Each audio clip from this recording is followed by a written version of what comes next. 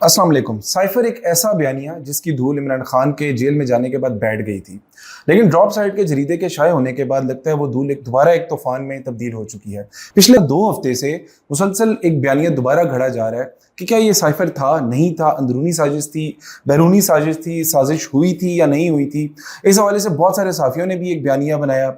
हम उन्हीं पहलुओं को बेसिकली ईसा नकवी साहब हमारे साथ मौजूद हैं, उस हवाले से हम इनके साथ डिस्कस करेंगे। बहुत अच्छी इनकी ग्रिप है जियो पॉलिटिक्स पे, हिस्ट्री पे और अंदरूनी पॉलिटिक्स के ऊपर भी, और हम जानने की कोशिश करेंगे कि जो साइफर के हवाले से एक बयानिया बनाया जा रहा है वो कितना हकीकत, कितना सच, कितना झूठ और कितना नकली है। जिस तरह ईसा नकवी साहब, अस्सलाम वालेकुम। सबसे पहले तो आपसे मैं एक सवाल यहाँ से शुरू करूंगा कि इस साइफर के हवाले से कहा जा रहा है, जैसे सलीम साफी साहब हैं, उन्होंने कहा कि जी उस वक्त जो साइफर लहराया गया था वो सफ़ेद रंग का था। मैंने आपको कहा था कि वो झूठा था क्योंकि साइफर तो पीले रंग का है। मंसूर अली खान साहब ने कहा देखें ये तो ड्रामा है। मैं तो उस टाइम कह रहा था कुछ भी नहीं है, ड्रामा है। लेकिन इस वक्त वो ये बात कर रहे हैं कि जी साइफर तो आते रहते हैं, ये तो था साइफर, लेकिन जिस तरह कंटेंट पे खिला गया वो झूठा है। इसी तरह मुजम्मिल हुसैन शाह साहब हैं, बहुत बड़े यूट्यूबर हैं, बहुत बड़ी फॉलोइंग है, उन्होंने भी यही कहा कि देखें साइफर तो आते रहते हैं, इस तरह के साइफर तो धमकियां मिलती रहती हैं पूरे मुल्क को, ये कोई बड़ी बात नहीं है। आपने साइफर को एक्सपोज करके हमारी जो नेशनल एक सॉवरेनिटी है उसको ठेस पहुंचाई है। इस पे इमरान खान साहब को आर्टिकल 6 लग सकता है।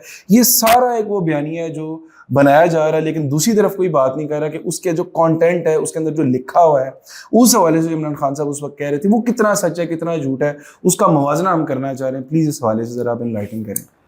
अच्छा, thank you so much Rehan. अब मौजू इतना तवील है कि इसके ऊपर तो कई दिन डिबेट हो सकती है, और यहाँ पर क्योंकि आप सिर्फ मेरे से बात कर रहे हैं तो आपने कुछ लोगों का हवाला दिया, उनका जाहिर है कि काउंटर आर्गुमेंट भी होगा, उनके कोई काउंटर क्वेश्चन भी होंगे, तो वो जब इन एब्सेंशिया है, जब वो मौजूद नहीं है, तो ये जाहिर है कि डिबेट अभी फिलहाल वन साइडेड है। हम जो भी बात कर रहे हैं, जो भी हम यहाँ पर बिल्कुल मामला डिस्कस कर रहे हैं, सबसे पहली बात तो ये कि देखें ईसा नकवी उल्टा लटक जाए, मुजम्मिल साहब जो हैं वो उल्टा लटक जाए, मंसूर अली खान उल्टा लटक जाए, तलत हुसैन उल्टा लटक जाए, सलीम साफी का आपने हवाला दिया वो उल्टे लटक जाए, तारीख जो है वो हमारे ओपिनियन के ऊपर फैसला नहीं करेगी।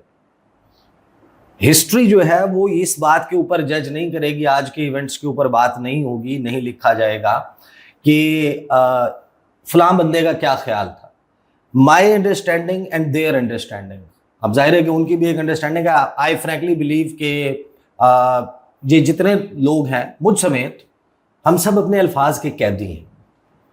ये कहानी जिस वक्त वकूफ़ पज़ीर हुई, जिस वक्त ये चीज़ें अनफोल्ड हो रही थी, तो हर बंदे ने अपनी अपनी अंडरस्टैंडिंग के मुताबिक उसके ऊपर पोजीशन ली। मंसूर अली खान साहब की शुरू से पोजीशन है कि कोई बैरूनी साजिश नहीं थी।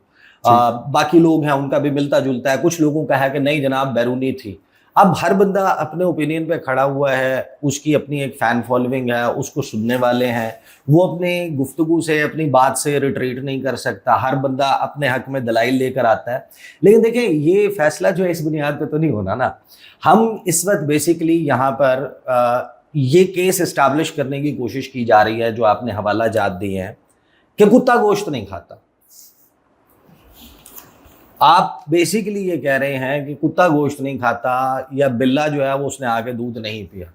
अमेरिका की बात कर रहे हैं ना भाई। जी जी, अमेरिका की हिस्ट्री जानते हैं, इस हवाले तो बहुत देते हैं, बहुत उसका तज़किरा होता है। यानी आप उस मुल्क को मासूम साबित करने की कोशिश कर रहे हैं। देखिए कुछ चीज़ें ऐसी हैं, ये तयशुदा बात है रेहान के, आपको इन्विटेशन नहीं आएगा कि mister and Mrs CIA request the player of your company on the ouster ceremony of mister so and so by so and so. यानी ये दावतनामा मौसूल नहीं होगा, वो ऐलान नहीं करेंगे, कोई भी बंदा ऐलान नहीं करेगा। अभी हमारे पास कंक्लूसिव एविडेंस पाकिस्तान में होने वाले वाक़यात का नहीं है। बहुत सारी चीज़ें ग्रे एरियाज में, ये हर बंदा एक जिगसॉ पजल, जो तस्वीरी कहानी होती है ना, जो टुकड़े होते हैं, वो चाइना ने तो आजकल बड़ा वो भेजी हुई हैं। किसी भी डॉलर शॉप पे चले जाएं, किसी और शॉप पे चले जाएं, आपको वो बच्चों को सिखाने के लिए एक तस्वीर होती है, ब्रॉडर पिक्चर होती है, उसके फिर छोटे छोटे पीसेस होते हैं, जिगसॉ पजल होता है। वो जिगसॉ पजल का एक पीस आप उठाते हैं, आप समझते हैं ये पूरी कहानी है, और आप कहते हैं जनाब मैं बिल्कुल ठीक कह रहा हूँ, मैंने जो हकीकत बयान की है इससे बड़ी हकीकत कोई नहीं है। जब आप उस तस्वीर के एक टुकड़े को दूसरे टुकड़े से मिलाकर देखेंगे तो आपको पता चलेगा कि नहीं यार, इस सीनरी में तो पीछे सूरज भी था, अच्छा नहीं साइड में पहाड़ भी थे, अच्छा दरिया भी था, अच्छा बारिश भी हो रही थी। ये सारा कुछ मिल के जब आपके सामने पूरी पिक्चर, अभी पूरी पिक्चर किसी के पास नहीं है, चीज़ें बहुत सारी ग्रे एरियाज में। मैं यहाँ पर कोई फतवेबाजी नहीं कर रहा कि कोई एजेंडा है किसी का, मेरा है या किसी और का है। उनकी अपनी अंडरस्टैंडिंग है, उसकी बेसिस पे उनका ओपिनियन है, मेरी अपनी अंडरस्टैंडिंग है, उस बेसिस के ऊपर मेरा ओपिनियन है। हो सकता है कि मैं गलत साबित हूँ, तारीख मुझे गलत साबित करे, तारीख उनको गलत साबित करे। So we are not going into that debate. अभी हम बात ये कर रहे हैं कि पाकिस्तान में जो हालात थे, और उसको भी हम जरा पसे पुश्त डाल देंगे, साइफर था नहीं था। अब साइफर, आप मुझे एक बात बताएं कि जिस साइफर केस की हम बात कर रहे हैं, साइफर जिस अदालत ने सजा सुनाई, उसने साइफर देखा, उसके सामने साइफर पेश हुआ कि ये था साइफर, ये था वो टुकड़ा। यानी द एक्चुअल बेसिक एविडेंस, उसकी एब्सेंस में ये सब कुछ हुआ। मैं लॉयर नहीं हूं, हम उस डिबेट में भी नहीं जा रहे। हम बात यहां पर कर रहे हैं अमेरिका की। हम उस मुल्क की बात कर रहे हैं जिसने केलों के लिए, गन्ने के लिए मुल्कों पे हमले किए, वहां पे रिजीम चेंज ऑपरेशन किए, अच्छा, वहां पर अपनी मर्जी की हुकूमतें इंस्टॉल की हैं। आप यूनाइटेड फ्रूट कंपनी की हिस्ट्री पढ़ें, आप ऑपरेशन एजेक्स के बारे में पढ़ें, आप ये पढ़ें, आपको पता चले कि कब कहाँ क्या हुआ, और फिर आप आए उस सर्कमस्टेंशियल एविडेंस पर जो हमारे सामने साल 2021 की 20 जनवरी के बाद इस्टेब्लिश होना शुरू होता है। ठीक है। और उसकी बेसिस पे आप देखेंगे कब क्या हुआ, और फिर भी कंक्लूसिव नहीं होंगी चीज़ें। जिन रिजीम चेंज ऑपरेशंस की या जिन रिजीम चेंज के लिए की जाने वाली जंगों की हम बात कर रहे हैं, इसमें भी बहुत सारी ऐसी चीज़ें हैं जो ग्रे एरियाज में हैं, और बहुत सारी चीज़ें तब प्रूव हुई 30 साल बाद, 40 साल बाद, एक रिजीम से दूसरी से तीसरी आने के बाद, CIA के अपने डॉक्यूमेंट्स जो उन्होंने पब्लिक किए, अपनी हियरिंग्स में कुछ कन्फेशंस की, वहाँ पर उन्होंने बताया कि उस वक्त फलां वक्त क्या हुआ था। आप पढ़ें ना, आप पूछें किसी से, आप उसकी हिस्ट्री पढ़ें।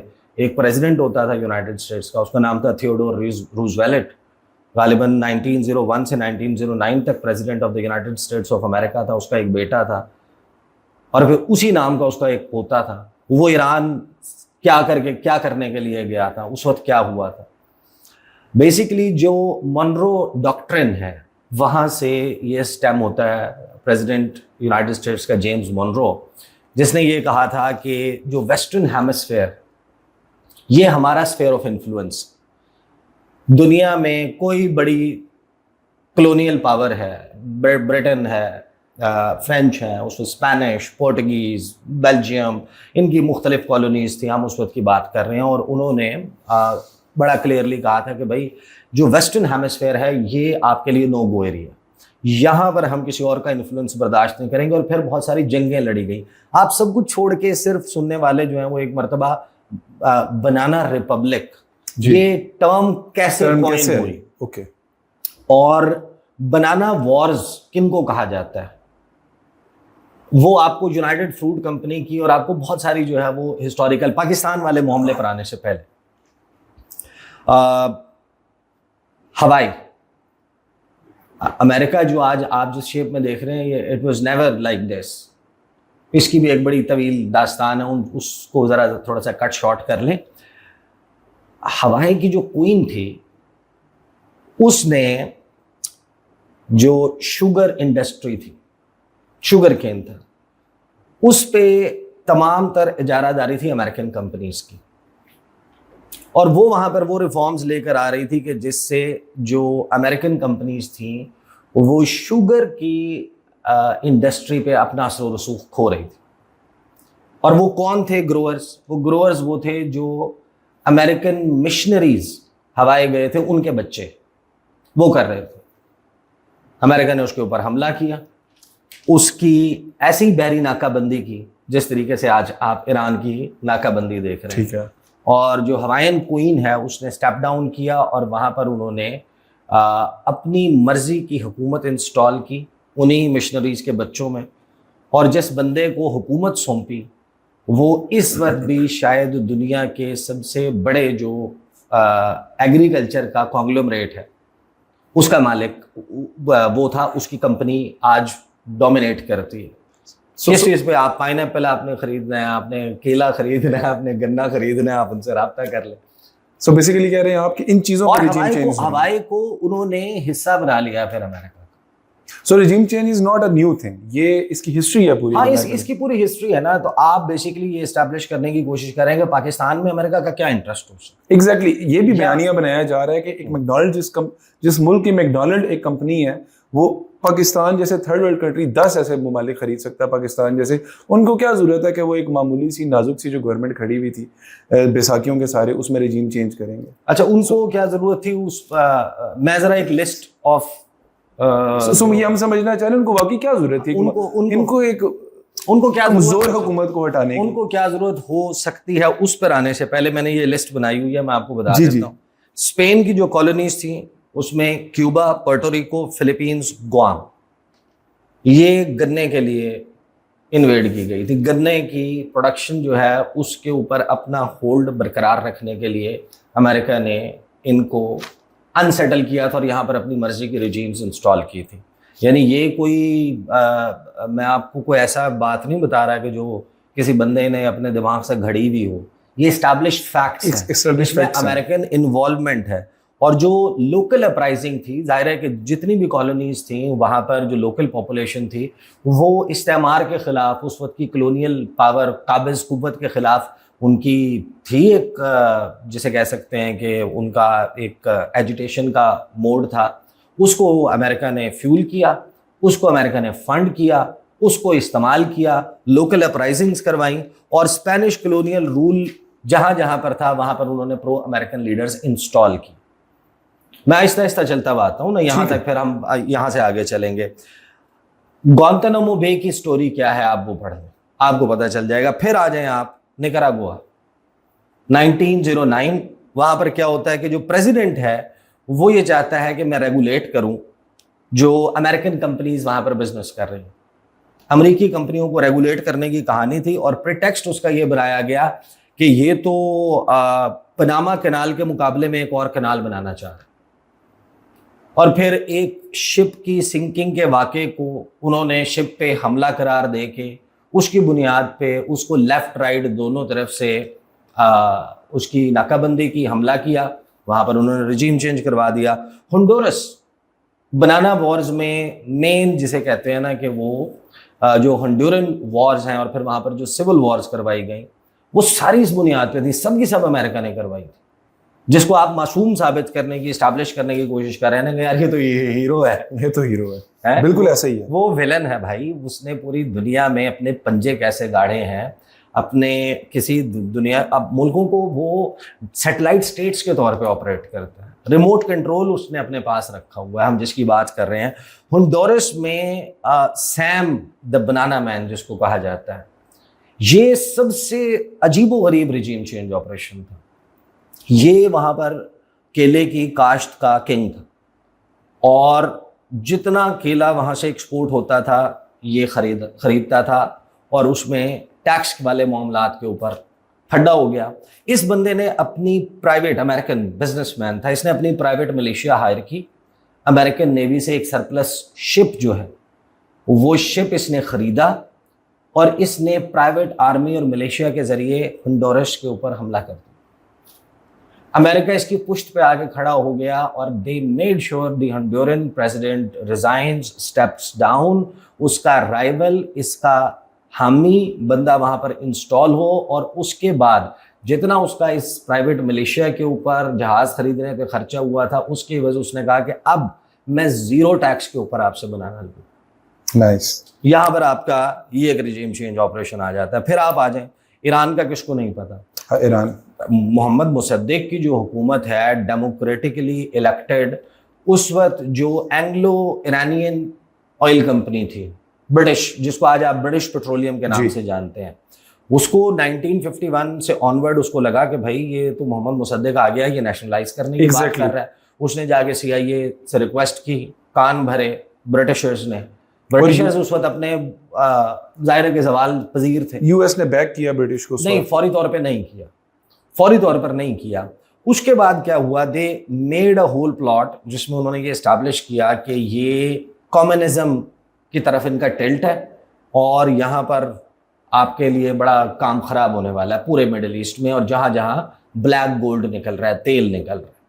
और उसकी बेसिस के ऊपर मोहम्मद मुसद्दिक के हुकूमत का तख्ता उलटने के लिए कर्मिट रूजवेल्ट, थियोडोर रूजवेल्ट का पोता, वो फ्लाई करता है, मिलियंस ऑफ डॉलर्स लेकर वो ईरान में लैंड करता है। वो वहाँ पर मुल्ला को, वहाँ पर मुसद्दिक के पॉलिटिकल ओपोनेंट्स को, वहाँ पर हुकूमत के लोगों को, उनसे जाली किस्म के, ये इस्टेब्लिश्ड फैक्ट्स हैं, ये डॉक्यूमेंटेड फैक्ट्स हैं मैं जिनकी बात कर रहा हूँ, वहाँ पर हमले करवाए जाते हैं। उस वक्त किसी को नहीं पता था कि ये कैसे हो रहा है, सबके सामने ये इस्टेब्लिश हो रहा था कि मोहम्मद मुसद्दिक कर रहे हैं, और उसके खिलाफ पूरे जनाब कैंपेन शुरू हो गई, एहतजाज शुरू हो गए, उसके घर पे हमला हो गया, फिर ही स्टेप डाउन, फिर उसको 3 साल की सजा सुना दी गई, वो जेल में डाल दिया गया, और मोहम्मद मुसद्दिक का तख्ता इन्होंने उल्टा और वहां पर रजा पहलवी को उन्होंने इंस्टॉल किया। So like बाद वाली कहानी जो है ना, अब I don't have anything substantial to say, मैं ये पाकिस्तान के बारे में तो बात नहीं कर रहा, लेकिन आप इसकी फिर ग्वाटेमाला, बनानास, केले, अब केलों के लिए अमेरिका कितनी रिजीम चेंज करवाता है। जो ग्वाटेमाला है, वहाँ पर जो लीडरशिप थी, उन्होंने डिसाइड ये किया कि जो हमने फार्म लैंड दिया हुआ है यूनाइटेड फ्रूट कंपनी को केले उगाने के लिए, हमारे अपने लोगों की हालत बड़ी ख़राब है, हमने इनको अब ज़मीनें देनी और ये अपनी मर्जी से जो उगाना चाहते हैं उगाएं। अमेरिकन जो हैं वो इस बात के ऊपर उनका मीटर फिर गया। उन्होंने एक रेडियो स्टेशन स्टैब्लिश किया जिसको प्रिटेंड ये किया गया कि ये ग्वाटेमाला का है, उसमें जाली किस्म का उन्होंने वहाँ पे अपराइजिंग क्रिएट किया। उसके बाद United fruit company in collaboration with the US toppled the government, made sure के वहाँ पर हमारा एक हामी बंदा आ जाए, और उसने वो सब कुछ अंडू कर दिया। फिर आप आ जाएं जो डेमोक्रेटिक रिपब्लिक ऑफ कॉन्गो है, अफ्रीका में आ जाए। अच्छा, फिर उसमें जो फिलीपींस है, गुआम है, वहाँ पर भी उसी किस्म का काम हुआ था जो पोर्टोरिको में हुआ, जो क्यूबा में हुआ, वहाँ की कहानी सिमिलर है। जो स्पेनिश कॉलोनीज को जिस तरीके से उन्होंने अनटर्न किया, वहाँ पर सारी चीज़ें जो है वो उल्ट पुल्ट कर दी। रिपब्लिक ऑफ कॉन्गो अगेन क्या है, वहाँ पर आज भी आप जाएं, आप पढ़ लें, आपको पता चल जाएगा कि दुनिया के रिसोर्स रिच रीजन होने के एतबार से दुनिया के अमीर तरीन ममालिक में हुआ। तकरीबन 24,000 अरब डॉलर का उनके पास, 24,000 बिलियन डॉलर्स की बात कर रहा हूँ। रबर, गोल्ड, डायमंड, कोबाल्ट, निकल, यूरेनियम, हर वो चीज जो अमेरिका सूंघता हुआ जाता है। एंड दे मेड श्योर कि वहां पर जो, अच्छा फिर ये इसको कहा जाता है कि ये सॉफ्ट कू टाइप वो था, पॉलिटिकल इसमें ज्यादा मेडलिंग थी, और सब ये CIA के ऑपरेशंस थे। उन्होंने वहां पर मेक श्योर किया कि जो लुमम्बा है प्रेसिडेंट, उसकी इवन असैसिनेशन हुई थी। अगरचे बहुत सारे लोग अभी कहते हैं कि शायद असैसिनेशन नहीं करवाना चाहते थे, but it led to the assassination. उसको शूटिंग स्क्वाड के सामने खड़े करके उसको गोलियां शोलियां मार दी थी। वहां पर इन्होंने अपनी मर्जी की हुकूमत करवाई। डोमिनिकन रिपब्लिक, जहाँ का जाहिर है कि डिक्टेटर था, वहाँ पे अमेरिका के खिलाफ था, अमेरिकन इंटरेस्ट था वहाँ पे, उन्होंने मेक श्योर किया उसको हटाने के बाद, उसके असैसिनेशन के बाद, कि उसका ओपोनेंट आए, उसका डिसेंडेंट या उसका जो पॉलिसी लेकर चलने वाला है वो ना आए। वियतनाम में कम्युनिज्म को फैंड ऑफ करने के लिए नॉर्थ और साउथ में इनकी मर्जी का बंदा था, लेकिन मर्जी का बंदा इनको लगता था कमज़ोर था, कम्युनिज्म जो है वो तेज़ी से कैप्चर कर रही है, इन्होंने अपने ही बंदे को वहाँ के जनरल से टॉपल करवा दिया। भाई पाकिस्तान की तरफ आने से वाले छोटा सा मुख्तसर जवाब और छोटा सा सवाल, why they couldn't do it in Iran? जो सब आपने तारीख बताई, इसमें ईरान तो कहीं नहीं आ रहा। ईरान आ गया ना, for the ones, not right now. अभी क्यों नहीं आ रहा? सबसे पहली बात यह है कि अमेरिका सबसे ज़्यादा सक्सेसफुल अपने रिजीम चेंज ऑपरेशंस में उन जगहों पर हुआ है जिनका हिस्टोरिकली कॉलोनियल पास्ट है। ओके, जो माजी में कॉलोनीज रहे हैं, वहाँ पर America has been quite successful. उसी वजह के ईरान में अभी तक वो नहीं ईरान का तो खैर फिर सब्जेक्ट बहुत ज्यादा हो जाएगा। मैं also looking at the हम मैं क्विकली गो थ्रू कर लेता हूँ। ब्राजील, लिबिया में ने जब चाड को एनेक्स करने की कोशिश की, अपनी मर्जी की वहां पर हुकूमत लेके आया मुअम्मर कज़ाफ़ी, वहां पर उसकी मर्जी का बंदा था, उस बंदे को असैसिनेट करवाने तक उसके ओपोनेंट को चाड में ला के चाड की गवर्नमेंट चेंज करवाई ताकि लिबिया और उसका पैचअप और उनका मामला ना हो सके। फिर ग्रेनाडा जो क्यूबन एलाइज हैं उनको उन्होंने वहां पर अनसेटल करना शुरू किया। पनामा का 27,000 फौजियों के जरिए उनके ऊपर उन्होंने हमला किया और वहां पर अपने ही जो एलाय था उसकी गवर्नमेंट थ्रू आउट की, इस वजह से कि यार ये बहुत वीक है। फिर अफगानिस्तान, नजीबुल्लाह की जो फांसी है प्राइम मिनिस्टर की, उसमें जो तालिबान थे या उसामा बिन लादेन है और ये इन सबको वहां पर ला के अफगानिस्तान में सब कुछ करवाने वाला कौन था? अमेरिका था ना। यही तो हम इसके ऊपर बात करते हैं कि अमेरिका ही था ना वो करवा रहा था। उस वक्त ये चीजें सारी कोई इस्टेब्लिश नहीं हो रही थी, बाद में सबको पता चला। आज सारे लोग बात करते हैं अफगानिस्तान में क्या हुआ और फिर अफगानिस्तान में तालिबान की गवर्नमेंट का खात्मा कैसे हुआ, लिबिया में फिर बाद में क्या किया गया, सद्दाम हुसैन के इंस्टॉल करने से लेके सद्दाम हुसैन को ख़त्म करने तक अमेरिका हैज़ ए नोन। अब हम बहस ये करना चाह रहे हैं कि घोड़ा घास नहीं खाता, हम बहस ये करना चाह रहे हैं कि कुत्ता जो है वो गोश्त नहीं खाता, हम बहस ये करना चाह रहे हैं कि बिल्ला जो है वो दूध नहीं पीता। आप basically what we are trying to establish है, अभी बात यह है कि जो पाकिस्तान के मारूजी हालात हैं, पाकिस्तान में जुल्फ़िकार अली भुट्टो का मामला हो, नवाज शरीफ का मामला हो, बेनज़ीर का मामला हो, इमरान खान का मामला हो, इन सब में परवेज़ मुशर्रफ का मामला, उनको लाने में से लेकर उनको ले जाने तक कहीं ना कहीं अमेरिकन इन्वॉल्व। जितने आपने नाम लिए इनको लाने से ले जाने तक अमेरिका वाज इन्वॉल्व। यार मतलब आप जो मोहल्ले का किसी छोटे से गांव का चौधरी होता है ना, पिंड का चौधरी होता है, वो अपने यानी कि या काउंसलर की बात कर लें या किसी एक छोटे सरपंच की बात कर लें, वो अपने हामी की गली पक्की करवाता है और मेक श्योर करता है कि जो मेरे साथ नहीं है, जो चौधरी को चौधरी नहीं मानता, उसकी गली में हर वक्त जो है ना वो नाले का पानी जो है वो बेहतर है। वो वहां पर झगड़े करवाता है, पिटवाता है, लोगों को मरवाता है। ये हम किसी पिंड के चौधरी की बात कर रहे हैं और यहाँ पर आगे कह रहे हैं कि दुनिया का चौधरी अमेरिका, वो कुछ नहीं करता। इस्टेब्लिश फैक्ट है। देखें, नवाज शरीफ का जो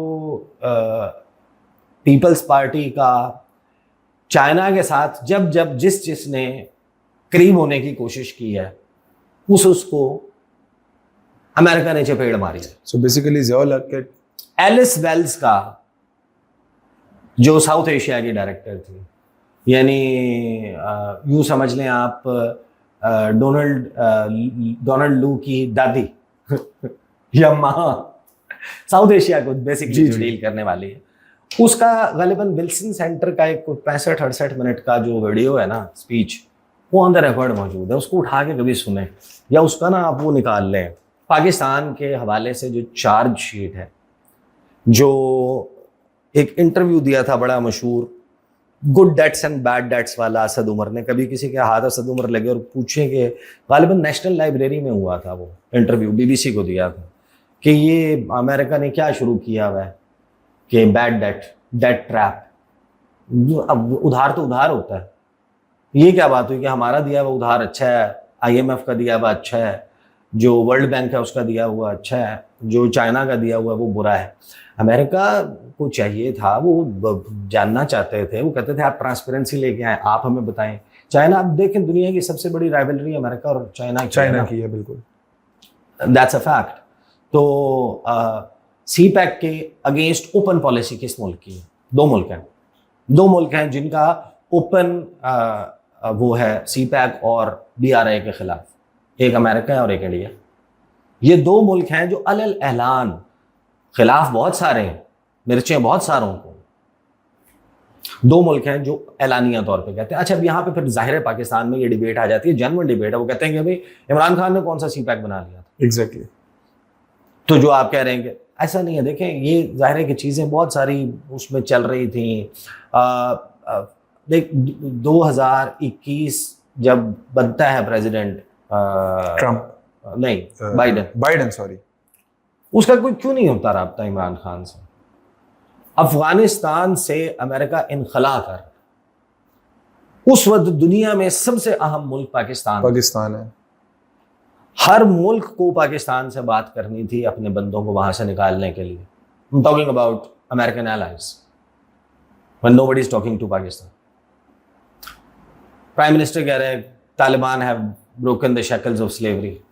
बिल्कुल। इंटरव्यू हो रहा है जनाब CGTN पे, it is unfair on part of the US to pressurize countries like Pakistan to pick sides between China, choose sides between China and the US, कि ये गलत कर रहे हैं, अमेरिका हमारे पे दबाव डाल रहा है। ये मेमो फिर हिना रब्बानी खर का भी लीक हुआ था, जिसमें हिना रब्बानी खर ने भी यही कहा था कि हमारे ऊपर दबाव डाला जा रहा है अमेरिका की तरफ से कि चीन और अमेरिका में से किसी एक साइड को डिसाइड करें। ये मेमो लीक हुआ था। वही बात जो इमरान खान कह रहा था वही हिना रब्बानी खर ने की। तो अच्छा, फिर ये बेसिस वाली बात है, इसके ऊपर भी जाहिर है कि एक जिसे कहते हैं कि खान साहब का प्लॉजिबल डिनायबिलिटी का फेज है, कि जिसमें आप CIA के चीफ से आपने मिलने से इनकार कर दिया। वेंडी शर्मन से आप अमेरिकन नायब वज़ीर ख़ारजा, वो इंडिया में बैठ के आपके खिलाफ जहर उगलने के बाद आई, आपने कहा कि यार इसको 8 अक्टूबर 2021 आपने कहा कि इसको जो है ना प्रोटोकॉल नहीं देना, शाह महमूद कुरैशी इसको नीचे रिसीव करने नहीं जाएगा। उसे हफ्ता 10 दिन 20 दिन पहले जो तालिबान का डेलीगेशन है वो आता है और DJISI और शाह महमूद कुरैशी को जफियाँ डाल रहे हैं फॉरेन ऑफिस के वेस्टिब्यूल पे, एंट्रेंस पे, facade of the building, Sahabzada Yaqub Khan block. और जिस वक्त अमेरिकन नायब वज़ीर ख़ारजा आती है अपने तौर पे अपनी एक सैटेलाइट स्टेट में, और आपका वज़ीर ख़ारजा तीसरे फ्लोर पे खड़ा हुआ है, एक बंदा उसको रिसीव करने के लिए गया वेंडी शर्मन को, और एक बंदे को भेजा इसकी वीडियो भी बना के सबको बताओ कि इसको कैसे रिसीव किया, और फिर उससे मुलाकात से भी आप इनकार कर देते हैं।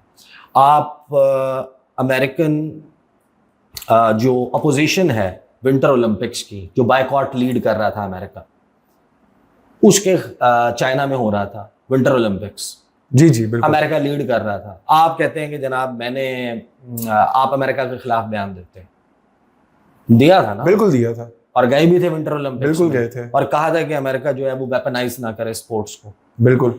AUKUS alliance, America, US, UK and Australia, वो क्या था?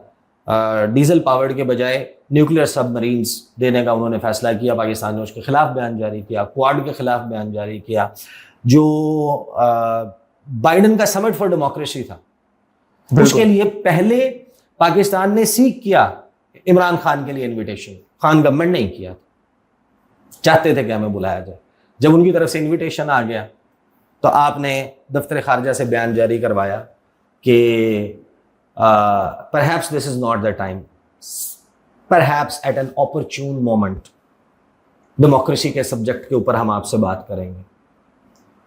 अमेरिका को इससे ज्यादा आग नहीं लगी थी उस वक्त। आग जो लगी थी वो इस बात से लगी थी कि चाइनीज फॉरेन मिनिस्ट्री के स्पोक्स पर्सन ली जान जाओ ने दफ्तर खारजा के उस बयान का स्क्रीनशॉट लेकर अपने ऑफिशियल ट्विटर हैंडल के ऊपर पिन कर दिया और उस पर लिखा, Pakistan refuses to attend Biden's summit for democracy, real iron brothers.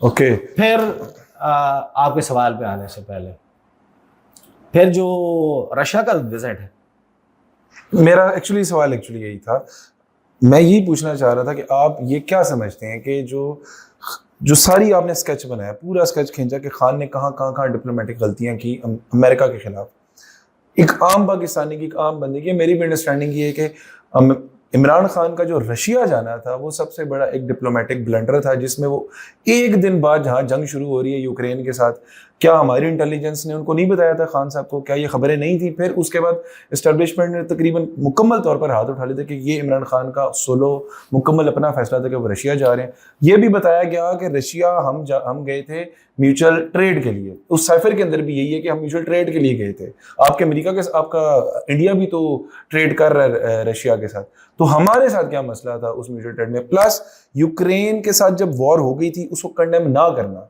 क्या वो डिप्लोमेटिक ब्लंडर वो भी था? करना चाहिए था। वो बाजवा साहब ने कर दी थी इस्लामाबाद डायलॉग में, कंडेम तो कर दिया था। नहीं, बाजवा खान साहब ने नहीं किया एज अ प्राइम मिनिस्टर। अच्छा देखें, अभी जो रशिया वाला मामला है इसके ऊपर बहुत मतलब बातें हुई। So what was the main reason? वो है ना, वक्त करता है परवरिश बरसों, हादसा एकदम नहीं होता। तो पर से मेरा ख्याल है, हो सकता है कि गलत हो। अगेन मैं ये बता रहा हूँ, ये तकरीबन जितनी बातें मैंने की इनमें बहुत सारी चीजें हैं जो कंक्लूसिव नहीं है। हम तो सर्कमस्टेंशियल एविडेंस की, हम तो इवेंट्स की बात कर रहे हैं। और फैसला ये ईसा नकवी ने या मंसूर अली खान ने या किसी और, हम तो उल्टे भी लटक जाए ना। तारीख तो बहुत सारी चीज़ें हैं जो शायद इख्फा में हैं और इख्फा में रहेंगी। बहुत सारी चीज़ें हैं जो over a period of time सामने आएंगी, लोगों को पता चलेगा। कभी इसके ऊपर तहकीक होगी, कभी इसके ऊपर कोई डॉक्यूमेंट आ जाएगा, हुआ था नहीं हुआ था। लोकल रीजंस तो थे ना, जिन जिन जगहों पर अमेरिका ने रजीम चेंज किया वहाँ सब पे लोकल रीजंस थे। अभी ईरान में क्या हो रहा था? ईरान में इस हमले से पहले क्या हो रहा था? प्रोटेस्ट हो रहे थे जी, लोग बाहर निकले हुए थे, उन लोगों को मारने का इल्जाम लगाया गया जी। 5,000, 4,000, 8,000, 10,000, 42,000 तक का फिगर जी। 42,000 were butchered, massacred, killed। तो ऑप्टिक्स क्रिएट किए गए। ये सारा कुछ तो था। लोकल रीजन पाकिस्तान में थे, पाकिस्तान में अपोजिशन मौजूद है, तगड़ी डाढ़ी अपोजिशन है, जिसे आदिवासी पार्टियां कहते हैं। वो पार्टियां जो पाकिस्तान की सियासत में बड़ा एक्टिव रही हैं, माजी में मकबूल भी रही हैं, हुकूमतें करती रही हैं, उनका पॉलिटिकल स्टेक है, उनकी अपनी अपनी फॉलोइंग है। वो इन्हीं की गलतियों की वजह से, ऑप्टिक्स की वजह से 2024 के इलेक्शन में बिल्कुल फारिग हो गए। वो एक अलग बहस है, वो एक अलग बहस। लेकिन आप मेरे से पूछेंगे ना कि क्या वो regime change operation Imran Khan के खिलाफ था? नहीं, वो तो पाकिस्तान के खिलाफ था। If you ask my understanding, unsettling China's बैसाखी, China the day China becomes two ocean nation, आप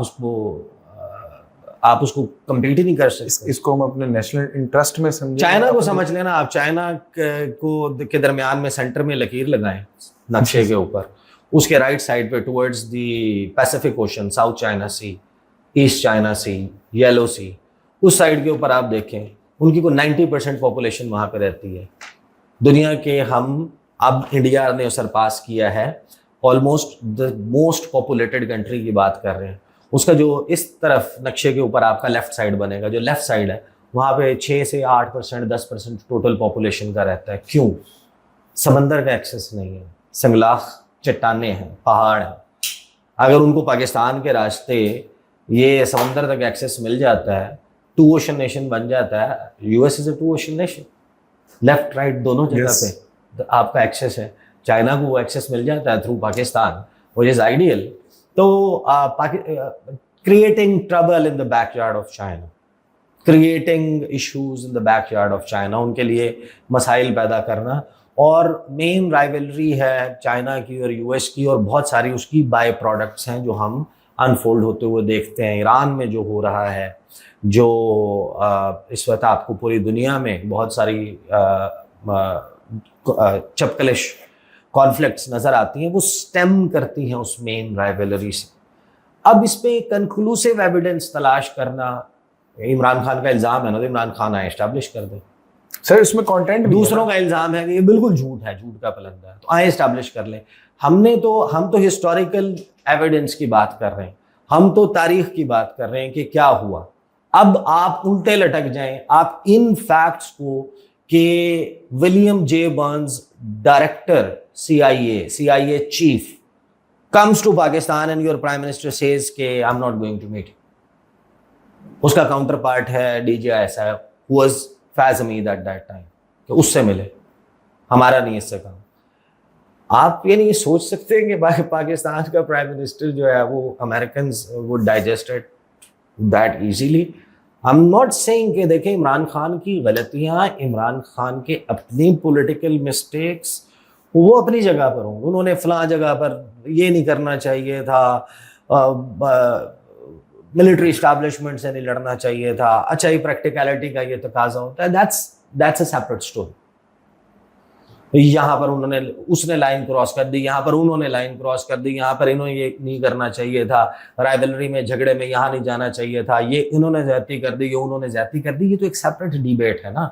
हम तो बात कर रहे हैं अमेरिका की और हम बात कर रहे हैं उस वक्त के हालात की, और यूएस एम्बेसी में क्या मुलाकातें और क्या उसके हवाले से बातचीत और चीज़ें नहीं हुई, मतलब सबको मालूम है कि क्या क्या कुछ होता रहा। But again saying giving clean chit कि मेरा पारा बाबू है अमेरिका बाइडन, ये तो ऐसा है ही नहीं, इन्होंने नहीं किया, मतलब ये क्या बात कर रहे हो, ऐसा कुछ भी नहीं होता।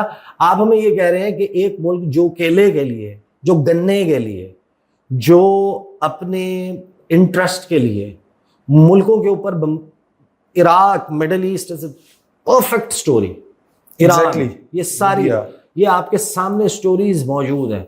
आप उस मुल्क के बारे में कह रहे हैं कि पाकिस्तान 25 करोड़ का मुल्क, एटमी ताकत, पोटेंट आर्मी, जबरदस्त किस्म के उसमें प्रोफेशनल्स, फाइटर्स, ऐसी जबरदस्त एयरफोर्स, जियोपॉलिटिकल पोजीशन, आपका स्ट्रेटेजिक इंपॉर्टेंस, चाइना के साथ आपके ताल्लुकात, और आप कह रहे हैं कि वो कहेंगे कि नहीं जो मर्जी करें, अपनी मर्जी के अपनी किस्मत के फैसले खुद करें। पाकिस्तान कह रहा है वहां पर, उस प्राइम मिनिस्टर कह रहे हैं कि हमारा जो लुक वेस्ट पॉलिसी है वो नहीं होनी चाहिए, या हमारा जो नेबरहुड है, इमीडिएट नेबरहुड है, हमारे उनके साथ ताल्लुकात होने चाहिए, रीजनल अलायंस होने चाहिए, रशिया के साथ होना चाहिए, टर्की के साथ होना चाहिए, चाइना के साथ होना चाहिए, इंडिया के साथ होना चाहिए, अफगानिस्तान के साथ होना चाहिए, ईरान के साथ, सऊदी, इनके साथ होना चाहिए। हमारा साथ समंदर पार में तेरे पीछे पीछे आ गई वालों के साथ कोई वो नहीं है। स्पेशली उसके साथ जो कहा जाता है कि क्योंकि हम आईएमएफ के टुकड़ों पे पाल रहे हैं, beggars can't be choosers, America की सारी यानी पैसे हम उनसे ले रहे हैं, फिर हम उनको इनकार या ना कैसे करें, उनको तो ये पसंद नहीं आएगा। यानी जो सारा आपने स्केच खींचा, सारी बात की, उससे मुझे तो यही समझ आई है कि जो यूएसए है वो ऐसा पॉसिबल ही नहीं है, कोई छोटा सा भी दुनिया का मुल्क है जो अमेरिका की पॉलिसी के मुताबिक नहीं चल रहा, अमेरिका को नहीं पसंद, तो रेजिम चेंज होती है, इट एग्जिस्ट, ये होती है। बाकी सब जो है ना, देखें आपने हवाला जात दिए हमारे कॉलीग्स के, मेरे से ज्यादा पढ़े लिखे भी होंगे, मेरे से ज्यादा उनको देखा भी जाता है, उनके बहुत फैन फॉलोइंग है, सब्सक्राइबर्स हैं, सब कुछ है। हम सब अपने अपने अल्फाज के कैदी हैं।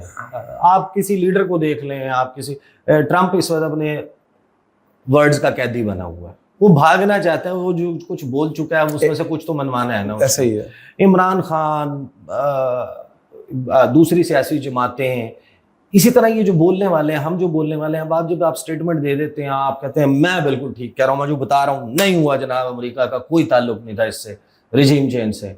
अब आप उसके लिए उन अल्फाज के कहते किस तरह से कहें भाई, 10 लाख सब्सक्राइबर है, मेरा तो 12 लाख है, 15 लाख है, उनके सामने कैसे कह दूं कि नहीं यार ये जो पीस ऑफ एविडेंस ये चीज आई है, जर्नलिस्टिक नॉर्म्स तो कहते हैं, आप कह सकते हैं यार, हो सकता है। बेसिकली मैं अगेन कह रहा हूं कि there is a very fair good possibility that I turn out to be wrong, my understanding turns out. ये वो भी तो कह सकते हैं, वो भी तो ये कह सकते हैं, हो सकता है कि हम उस वक्त जो बात कर रहे थे, हो सकता है वो हम गलत है, हमें समझ नहीं। हम we are not going into that debate. देखिए उनकी अंडरस्टैंडिंग है, उनको ये लगता होगा मेरी अंडरस्टैंडिंग वीक है जो मैं बात कर रहा हूं। मैं किसी बेसिस के ऊपर, कोई सर्कमस्टेंशियल एविडेंस के ऊपर एक बात कर रहा हूं, जिनका आप जिसका आप हवाला दे रहे हैं, जाहिर है कि जो हुकूमत में लोग होंगे वो कहाँ से इस बात को, वो कहेंगे यार इसको पता क्या है, इसकी क्या अंडरस्टैंडिंग है, ऐਵੇਂ ही बात कर रहे हो, हवा में मार रहे हो। तो मेरी अंडरस्टैंडिंग में की बेसिस पे मेरा ओपिनियन फॉर्म हुआ है, वो गलत हो सकता है, मैं तो एक्सेप्ट कर रहा हूँ, आपका भी हो सकता है। सरकार मेरे से पूछें तो आपकी अंडरस्टैंडिंग बहुत वीक है, आप अमेरिका को बहुत अंडर एस्टिमेट कर रहे हैं। आप पिंड के चौधरी को अंडर एस्टिमेट नहीं कर सकते, आप दुनिया के चौधरी को अंडर एस्टिमेट कर रहे हैं यार, मतलब कोई थोड़ा सा ख्याल करें, कोई लिहाज रखें। तो काश ईसा नकवी साहब जितनी जितनी आपने हवाले दिए हैं, जितनी आपने हिस्ट्री बताई है अमेरिका के हवाले से, कहाँ कहाँ कैसे के किलों के ऊपर तक रजीम चेंज हुई है, बनाना तो वॉर्स पढ़ें, बनाना वॉर्स जिस तरह चेंज हुई है, तो मैं ये होप करता हूँ कि वो जो किताब हर हर हर जुमले के बाद मुंह पे किताब मारते हैं, जो किताब के हवाले देते हैं, आई डोंट नो शायद उनसे वो वाली किताबें मिस हो गई जिनके हवाले ईसा नकवी साहब ने दिए, जो हिस्ट्री इन्होंने बताई अमेरिका के हवाले से। लेकिन हमारा जो मकसद था इस डिस्कशन का, वो किसी को गलत या किसी को ठीक साबित करना नहीं था, बट एक बैलेंस पॉइंट सामने रखना था, जहां पर आपका जब नेशनल इंटरेस्ट आ जाता है तो वहां पर आपकी जो जातियात गलत ठीक होती है वो बहुत पीछे रह जाती है। तो मकसद भी यही था इस डिस्कशन का। और दूसरी बात, मतलब आई एम सॉरी, मैं आपको आपके कंक्लूजन पे कट शॉर्ट कर रहा हूँ। अगर कंक्लूसिव एविडेंस होता तो सबसे पहले इमरान खान वो कंक्लूसिव एविडेंस सबके सामने रखते हैं ना जी, ऐसा अगर कंक्लूसिव एविडेंस होता, यानी कि एस्टेब्लिश्ड फैक्ट है कि पत्थर पे लकीर है, ये साबित हो गया, टाइप सीन तो किसी के पास नहीं था। सबके पास अपनी अपनी साइड ऑफ स्टोरी है और ओपिनियन। अब जिन लोगों को वो समझ आती है वो उधर खड़े हुए हैं, जो उधर खड़े हुए हैं। मैंने तो आपको बताया कि जो नॉन, मतलब ये सारे events, Wendy Sherman, William J Burns, ये बयानात, अमेरिका का ये ऑफर किया जाना कि प्रेसिडेंट कॉल नहीं करेगा, एंटनी ब्लिंकन से कॉल करवा देते हैं। इन्होंने कहा कि नहीं, एंटनी ब्लिंकन से कॉल नहीं लेनी। विंटर ओलंपिक्स, रशिया का visit, and before going to Russia एक दिन पहले आरटी को इंटरव्यू दिया था या किसी चाइनीज टेलीविजन को। उसमें इंटरव्यूअर ने इमरान खान से सवाल किया था कि आप क्रिकेटर थे और क्रिकेटिंग करियर की मैराज आपकी ये थी कि आपने क्रिकेट वर्ल्ड कप की ट्रॉफी लिफ्ट की थी। Now you are playing another innings, political innings, तो इसमें महराज क्या होगी? द आंसर वाज कि I want to emulate Xi Jinping. मैं चाइनीज प्रेसिडेंट ने जिस तरीके से जो पॉलिसी लेकर चला है, मैं वो पॉलिसी लेकर चलना चाहता हूं। और हम यकीनन ये समझते हैं बहुत सारे लोग के वो अमेरिका जो कम्युनिज्म, चाइनीज, रशियन इन्फ्लुएंस को ग्रो होता हुआ दुनिया में कहीं बर्दाश्त नहीं कर सकता, उसने पाकिस्तान में इसको बर्दाश्त किया होगा। बिल्कुल भी नहीं किया होगा। और इसी बात पे हम अपने इस वीलॉग का अख्ताम करते हैं। होपफुली वही बात है कि ये जो सारी डिस्कशन थी, इसका मकसद ये था कि आप एक बैलेंस्ड ओपिनियन देखें दोनों तरफ और समझे जहाँ पर आपका नेशनल इंटरेस्ट आ जाता है उससे आगे और कोई चीज़ नहीं होती। तो बाकी आप लोगों की अपनी अंडरस्टैंडिंग जो देख रहे हैं कि क्या गलत है क्या ठीक है, उनको क्या समझ आया इस डिस्कशन से। So hope to see you again. Thank you Isa Naqvi साहब। अल्लाह हाफिज़। Thank you so much. अल्लाह हाफिज़।